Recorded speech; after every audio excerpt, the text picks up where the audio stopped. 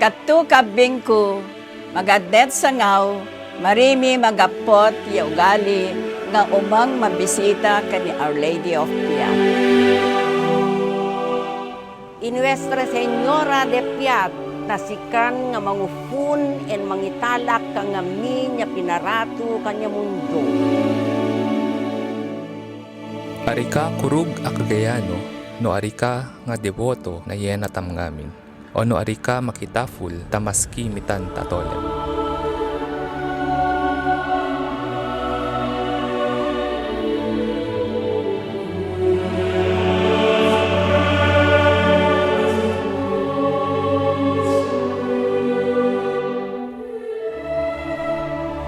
There is one place in Cagayan that truly defines the Cagayano and his virtues and aspirations, where for centuries, peoples of all walks of life have made sacrifices to visit.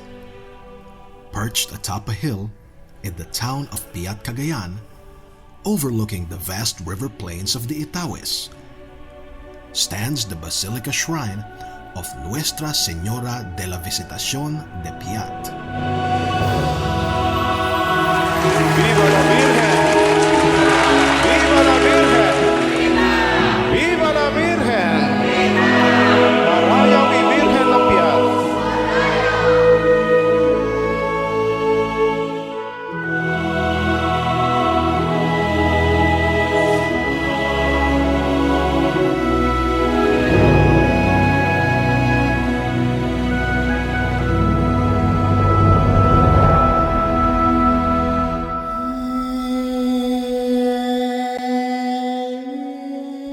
What is in Piat and its revered shrine that draws people? Idubing kami narigat ti mapan dito Piat. Magmagna kami ti mano nga oras. Agdamang kami ti karayan. Agdalyasat kami ti kakumkumanan. No makalabet kakampiat, debit no ligu, nasiyat yo mga leg, kang lugar nga paparkingan yan ta ararayu yo lakaran ya mabibisita ira. Maski yo manakam, yo inyan takitda lakaranda maski bukig. Our Lady of Piat is a centuries-old sculpture of the Blessed Virgin Mary holding the child Jesus with dark features. The Spaniards called her Muy Morena, or very brown. Thus, she became known as Brown Madonna of Cagayan Valley. She is called by with many names, yet most affectionate is Apo Baquet, or simply Santa Maria.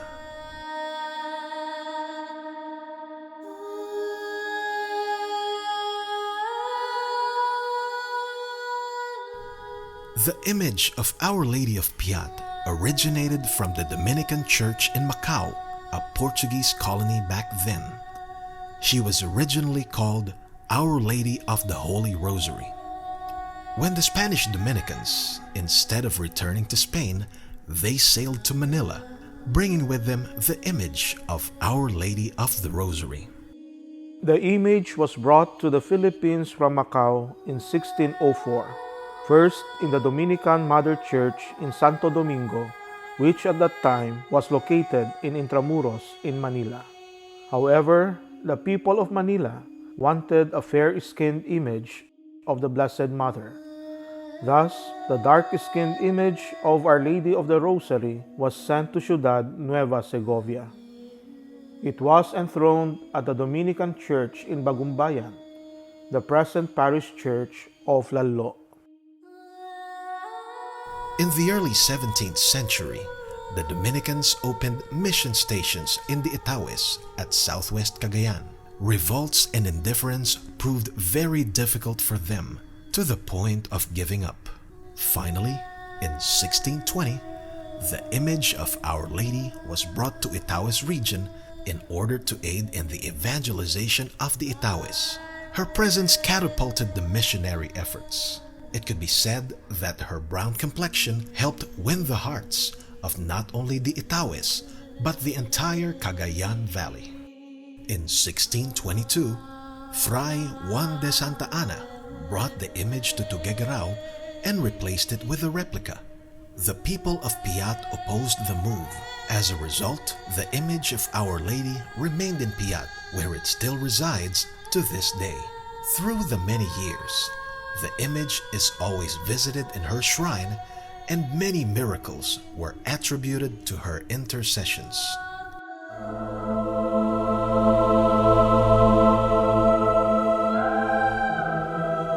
In her many centuries in Cagayan, countless miracles are attributed to her intercession.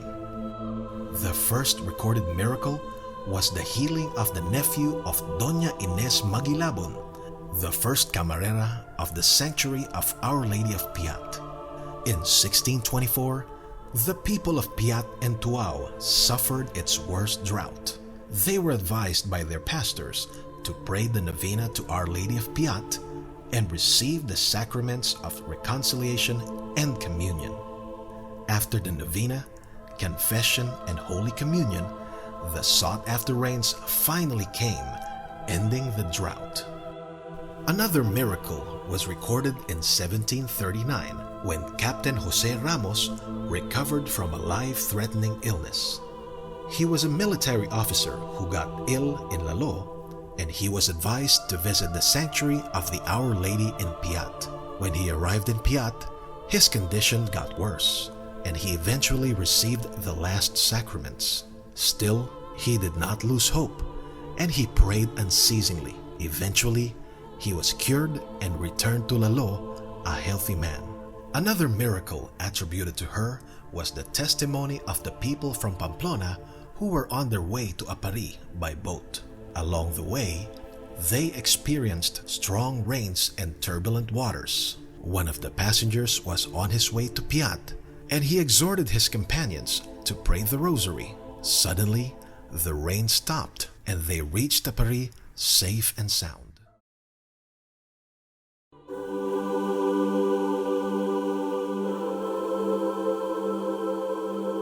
Piat was created as an ecclesiastical town in May 1, 1610. The newly established pueblo was under the patronage of Santa Ines de Montepulciano. After the Dominican provincial chapter in 1616, the patron saint of the parish was changed to Santo Domingo de Guzman. It was in this old parish church where the image of Our Lady of Piat was enthroned in one of the minor retablos. At that time, the people of Piat and Tuao were divided on the ownership of the image. Solomonic wisdom proved effective in settling the conflict of the two towns, enshrined in the boundary of Piat and Tuao. On December 26, 1623, the image of Our Lady of Piat was transferred through a procession from the Santo Domingo Church to the ermita built along the banks of the Chico River. The first Mass at her shrine happened the same day, and it was a well-attended event. Due to the flooding in that area, both image and shrine were relocated to its present location atop a hill by the late 17th century. The ermita or sanctuario was built by Fray Diego Piñero. In 1875, Fray Jose Gurumeta restored the shrine, and in 1884, Fray Isidro Rodriguez installed a portico at the facade of the structure. Fray Santiago Capdevilla installed a silver Gothic retablo, a replica based on the precious original, with the parts of the extant silver pieces still adorns the back of the camarin of the Virgin today. He was also responsible for the gold accessories and the precious silk vestments of Our Lady. In recognition to her miracles and the devotion by the people, Pope Leo XIII granted indulgences to the faithful, under the usual conditions, to those who make a visit or make pilgrimage to her sanctuary. She was canonically crowned by the Apostolic Nuncio, Monsignor Egidio Vagnocci, on June 20, 1954 at the patio of the St. Peter's Cathedral in Tuguegarao. The event was attended by people from all walks of life. After the 1949 earthquake, which destroyed the old parish church, her first home, the ermita also became the parish church of Piat. Due to the influx of pilgrims through the years, the ermita was demolished by Archbishop Diosdado Talamayan in the late 1980s, and it was replaced with the present structure, which was dedicated on July 18, 1995 by Jaime Cardinal Sin. Pope John Paul II granted the elevation of the shrine to a minor basilica.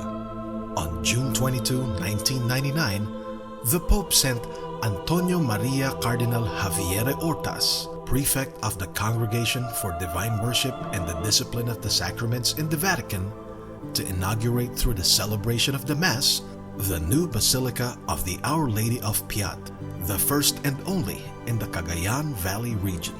In 2004, the devotees celebrated the 400th anniversary of the arrival of the image in the Philippines, with Francesco Cardinal Marquesano as papal envoy.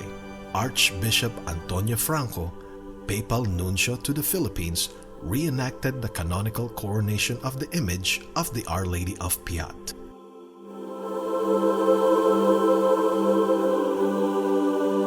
The throngs of devotees coming in from all corners of the world allows the Church to strengthen its social mission, to effect change and social justice, just as Jesus did during his earthly ministry. I have served Our Lady of Piat for 9 years. She is a source of hope for many of us, not just spiritually, but even literally. The Basilica helped many people, not just in difficult times, but even in good ones. My devotion to Our Lady of Piat started 20 years ago when I was starting to have field sorties, and it came about and it multiplied up to this present time. Without the help of the church, it would be difficult for my family to send me to a good school. I am one of the many lucky young people that Our Lady of Piat helps, not just as students, but their families to have a better future.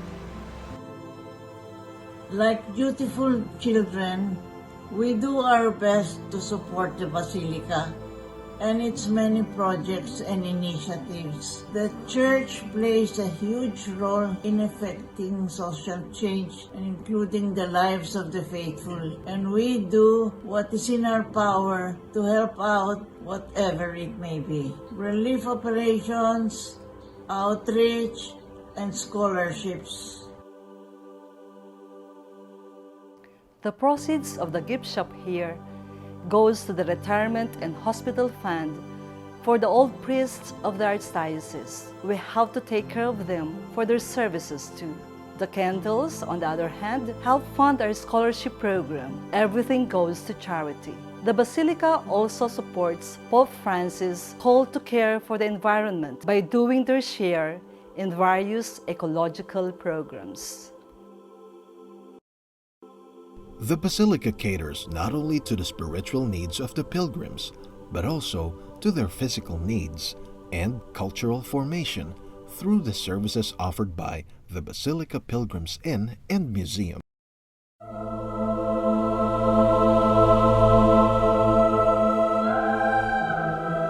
Today, devotion at the Basilica of Our Lady of Piat burns brighter than ever and had now spread to almost all continents.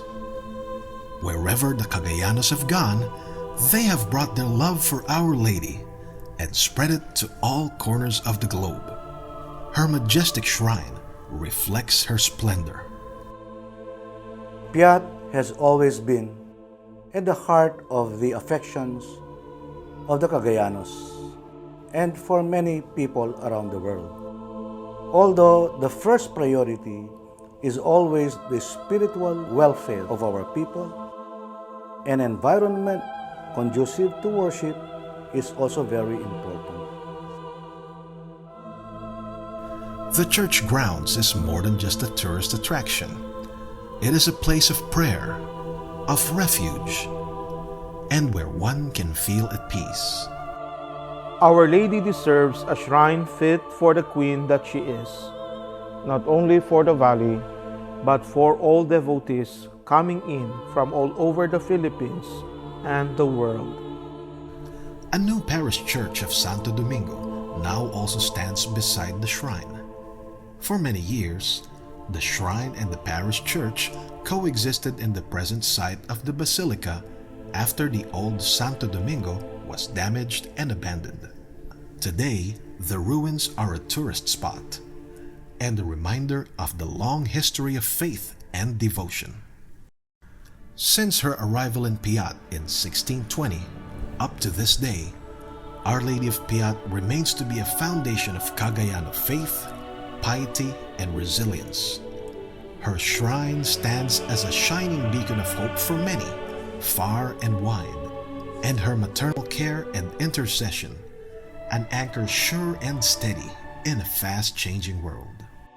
Thankful for the gift of faith and the maternal intercessions of Our Lady of Piat, her children celebrate the 500 years of Christianity in the Philippines in 2021 and the 400 years of the erection of the Shrine of Piat in 2023. Yena Tamngamin, Mother to us all, continue to journey with us and bring us to Jesus. Viva la vida!